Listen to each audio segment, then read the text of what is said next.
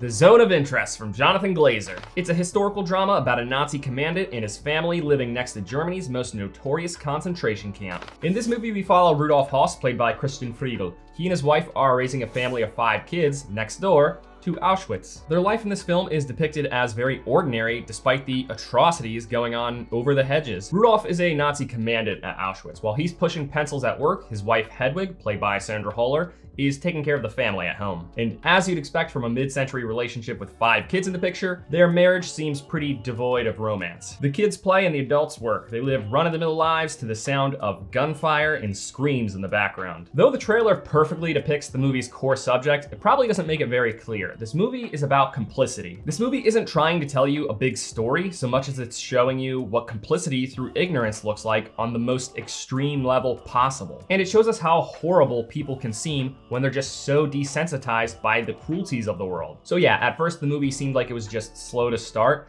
I thought that the story would really start to pick up eventually, but honestly the story overall felt pretty secondary to the movie's casual depiction of the family's day-to-day life. At first I'm watching scenes thinking, you know, I just don't get this. Why am I watching all these monotonous tasks like laundry? Pretty quickly though, a piece of casually delivered dialogue made my eyes go wide, and I just thought, okay, this is dark. What's really interesting though is that we see the horrors of the Holocaust without actually seeing them. At no point does the movie depict human suffering on screen. It's all portrayed audibly. So the cinematography was a standout in this movie. The majority of it was shot on wide lenses with a narrow aperture, meaning that the bulk of the frame is meant to be in focus as opposed to objects too close or too far from the camera being blurred out to focus your attention on something else. Like for an example, the focus is on this object and then in the background I'm blurry and now I'm in focus. So that's a shallow depth of field while this movie wants to keep everything in focus. I believe that there are several reasons for this. The first and most obvious reason is that for the exterior shots, it keeps the camp in focus to constantly remind you that this isn't an innocent family story. This is all while crimes against humanity are happening in the background. But the cinematography stays consistent like this even with the interior shots, which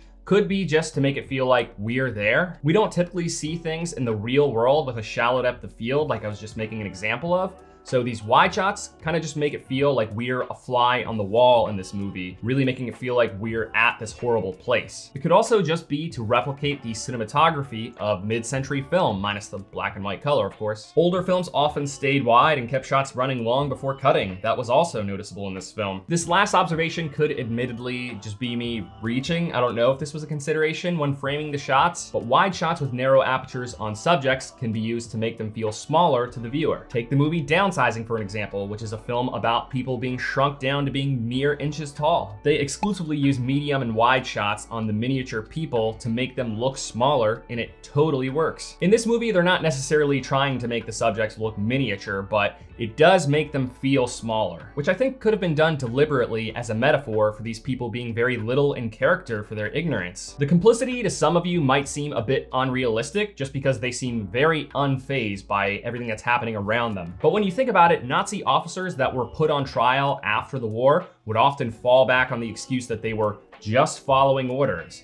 In the same vein, this family is just oblivious. So I think that what will lose a lot of people is that this movie is carried by the family's casual reactiveness to everything. These characters don't really have any sort of agency in some big story where they're trying to accomplish something that's established in the first act. Not having a traditional story structure paired with the family's demeanor could be tiresome to a lot of viewers. If you're not captivated by the darkness behind the monotony, then the monotony will probably bore you to death. Overall, this movie was a harrowing look at German life during the war and should serve as a cautionary tale for what complicit behavior can look like. This movie's good, but like I said, it's definitely not for everyone. If you need a movie to have a traditional 3-act structure with proactive characters, then you probably won't like this one. Also, I just want to clarify that I'm not reviewing this movie just because it got nominated for Best Picture at the Oscars, like just yesterday. As soon as I saw the nominations, my immediate thoughts are, now people are just gonna think that I'm pandering. But I swear to you that I had already bought my ticket and that the review was on its way.